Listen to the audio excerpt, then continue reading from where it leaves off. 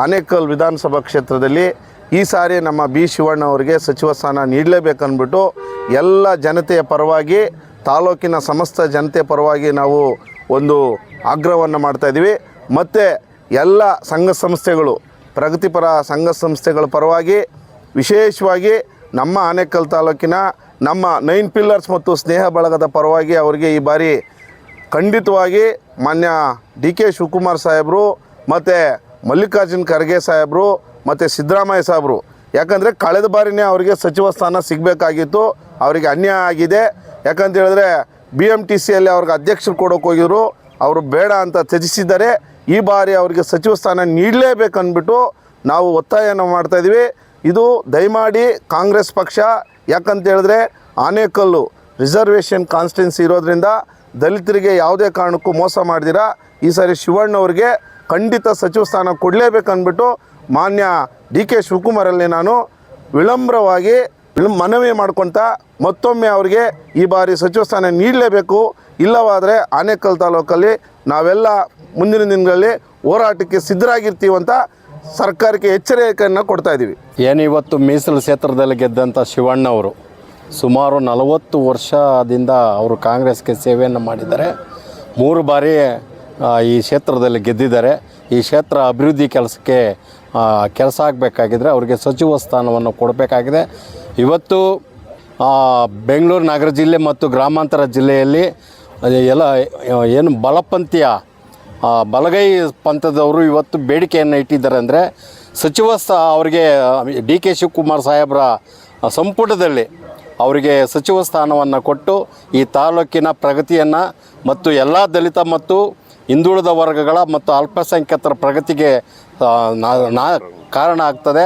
ಈ ತಾಲೂಕು ಒಂದು ಪ್ರಗತಿಯಲ್ಲಿ ಕೆಲಸ ಆಗಬೇಕಾಗಿದ್ರೆ ಅವರಿಗೆ ದಯವಿಟ್ಟು ಎಲ್ಲರ ಪರವಾಗಿ ವಿನಂತಿ ಮಾಡಿಕೊಂಡು ಅವರಿಗೆ ಡಿ ಕೆ ಶಿವಕುಮಾರ್ ಸಾಹೇಬರ ಸಂಪುಟದಲ್ಲಿ ಅವರಿಗೆ ಸಚಿವ ಸ್ಥಾನವನ್ನು ಕೊಡಬೇಕು ಅನ್ನೋದೇ ದಲಿತ ಮತ್ತು ಪ್ರಗತಿಪರ ಸಂಘಟನೆ ಒತ್ತಾಯ ಮಾಡ್ತದೆ. ಆನೇಕಲ್ ತಾಲೂಕಿನ ಜನಪ್ರಿಯ ಶಾಸಕರಾದಂಥ ಬಿ ಶಿವಣ್ಣನವರು 3 ಬಾರಿ ಶಾಸಕರಾಗಿ ಆಯ್ಕೆಯಾಗಿದ್ದಾರೆ. ಬಹಳ ಅನುಭವಿ ಉಳ್ಳಂಥ ಶಾಸಕರು.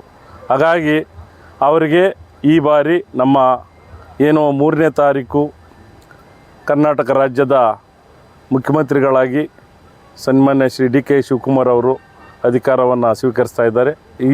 ಅವರ ಸಂಪುಟದಲ್ಲಿ ಅವರಿಗೆ ಸಚಿವ ಸ್ಥಾನವನ್ನು ನೀಡಬೇಕಂತ ನಾವೆಲ್ಲರೂ ಸಹ ಆನೇಕಲ್ ತಾಲೂಕಿನ ಎಲ್ಲ ಪ್ರಗತಿಪರ ಚಿಂತಕರು, ಪ್ರಗತಿಪರ ಸಂಘಟನೆಗಳು, ಎಲ್ಲ ಜನರು ಸಚಿವ ಸ್ಥಾನ ಸಿಗಬೇಕಂತ ನಾವೆಲ್ಲರೂ ಆಗ್ರಹಿಸ್ತಾ ಇದ್ದೀವಿ.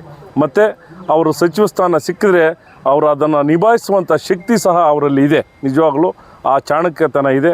ಹಾಗಾಗಿ ನಾವು ಪ್ರೀತಿಪೂರ್ವಕವೂ ಸಹ ತಮ್ಮನ್ನು ಸರ್ಕಾರವನ್ನು ನಾವು ಕೇಳ್ಕೊಳ್ತಾ ಇದ್ದೀವಿ. ಅವರಿಗೆ ಖಂಡಿತವಾಗಲೂ ಸಚಿವ ಸ್ಥಾನ ಸಿಗಬೇಕು ಅಂತ ನಮ್ಮ 9 ಪಿಲ್ಲರ್ಸ್ನ ಎಲ್ಲ ಸದಸ್ಯರು, ಸ್ನೇಹ ಬಳಗದ ಸದಸ್ಯರು, ಆ ಕ್ಷೇತ್ರದ ಎಲ್ಲ ಜನತೆ ಸಹ ನಾವು ಆಗ್ರಹ ಮಾಡ್ತಾಯಿದ್ದೀವಿ. ಧನ್ಯವಾದಗಳು. ನಮ್ಮ ಜನಪ್ರಿಯ ಶಾಸಕರಾದಂಥ ಬಿ ಶಿವಣ್ಣವರಿಗೆ ಇವತ್ತು ನಾವೆಲ್ಲರೂ ಕೂಡ ಒಂದು ತಾಲೂಕಿನ ಪರವಾಗಿ, ನಾವು 9 ಪಿಲ್ಲರ್ಸ್ ಪರವಾಗಿ ಮತ್ತು ಸ್ನೇಹಿತರ ಬಳಗ ಪರವಾಗಿ ಇವತ್ತು ಅವರಿಗೆ ಸಚಿವ ಸಂಪುಟದಲ್ಲಿ ಸಚಿವ ಸ್ಥಾನ ಕೊಡಬೇಕೆಂದೇಳಿ ನಾವು ಒತ್ತಾಯನ ಮಾಡ್ತಾಯಿದ್ದೀವಿ.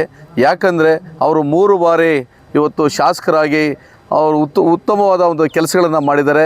ಅದೇ ರೀತಿಯಾಗಿ ಅವರು ಹೈಕಮಾಂಡಲ್ಲಿ ಏನು ಮಲ್ಲಿಕಾರ್ಜುನ ಖರ್ಗೆ ಸಾಹೇಬರ ಒಂದು ಅಧ್ಯಕ್ಷತೆಯಲ್ಲಿ ಮತ್ತು ಅವರ ಹತ್ತಿರವಾಗಿ ಬಹಳ ಒಂದು ಕೆಲಸ ಕಾರ್ಯಗಳನ್ನು ಮಾಡಿಕೊಂಡು, ಮತ್ತು ಈಗ ಏನು ಡಿ ಕೆ ಶಿವಕುಮಾರ್ ಸಾಹೇಬರು ಏನು ಮುಖ್ಯಮಂತ್ರಿ ಆಗ್ತಾಯಿದ್ದಾರೆ, ಅದಕ್ಕೂ ಕೂಡ ಹೆಚ್ಚು ಕೂಡ ನಮ್ಮ ಶಿವಣ್ಣವರ ಒಂದು ಅವರು ಶ್ರಮ ಇದೆ. ಇದರಿಂದ ಅವರಿಗೆ ಸಚಿವ ಸಂಪುಟದಲ್ಲಿ ಬಿ ಶಿವಣ್ಣವರಿಗೆ ಸಚಿವ ಸ್ಥಾನ ಕೊಡಬೇಕಂದೇಳಿ ನಾವು ಒತ್ತಾಯವನ್ನು ಮಾಡ್ತೇವೆ. ಶಿವಣ್ಣವರು 3 ಬಾರಿ ಶಾಸಕರಾಗಿ ಗೆದ್ದಿದ್ದಾರೆ. ಅವರು ವಿದ್ಯಾವಂತರಿಗೆ ಯಾವತ್ತು ಸಚಿವ ಸ್ಥಾನ ಕೊಟ್ಟರೆ ಜನಗಳ ಕಷ್ಟ ಸುಖ ಏನು ಅಂತ ಗೊತ್ತಿದೆ, ಅರಿವಾಗಿದೆ. ಅವ್ರಿಗೆ 40 ವರ್ಷದಿಂದ ಅವರು ರಾಜಕೀಯದಲ್ಲಿ ಸಕ್ರಿಯವಾಗಿ ಪಾಲ್ಗೊಂಡಿದ್ದಾರೆ. ಇದು ಅವ್ರಿಗೆ ಸಚಿವ ಸ್ಥಾನ ಕೊಡಬೇಕು ಅಂತ ನಾಳೆ ನಮ್ಮ 9 ಪಿಲ್ಲರ್ಸ್ ಹಾಗೂ ಸ್ನೇಹ ಬಳಗದ ವತಿಯಿಂದ ಮದ್ದೂರಮ್ಮನ ದೇವಸ್ಥಾನದಲ್ಲಿ ಪೂಜಾ ವ್ಯವಸ್ಥೆ ಮಾಡ್ಕೊಂಡಿದ್ದೀರಿ. ಆ ಅಮ್ಮನ ಕೃಪೆ ಅವ್ರಿಗೆ ಬೀಳಲಿ. DK ಶಿವಕುಮಾರ್ ಅವರು ಸಹ ಇದ್ರ ಮುಂಚೆ ಬಂದು ಉಸ್ಕೂರು ಮದ್ದೂರಮ್ಮ ದೇವಿಯಲ್ಲಿ ಪೂಜೆ ಮಾಡಿದ್ದಕ್ಕೋಸ್ಕರ ಅವ್ರಿಗೆ ಒಲ್ದಿದೆ. ಅದಕ್ಕೆ ನಾಳೆ ಶಾಸಕರು ಸಚಿವರಾಗಲಿ ಅಂತ ನಮ್ಮ 9 ಪಿಲ್ಲರ್ಸ್ ಹಾಗೂ ಸ್ನೇಹ ಬಳಗದ ವತಿಯಿಂದ ಮದ್ದೂರಮ್ಮನ ದೇವಸ್ಥಾನದಲ್ಲಿ ಪೂಜೆಯನ್ನು ಮಾಡಿಸ್ತಾ ಇದ್ದೀರಿ. ಆ ದೇವಿ ಅವರಿಗೆ ಆಶೀರ್ವಾದ ಮಾಡಲಿ ಹಾಗೂ ಎಲ್ಲರೂ ನಮ್ಮ ತಾಲೂಕಿನ ಪರವಾಗಿ ಅವರಿಗೆ ಸಚಿವ ಸ್ಥಾನ ಕೊಡಬೇಕು ಅಂತ ಸರ್ಕಾರದಲ್ಲಿ ನಾವೆಲ್ಲ ಕೋರ್ಕೊಳ್ತಾ ಇದ್ದೀವಿ.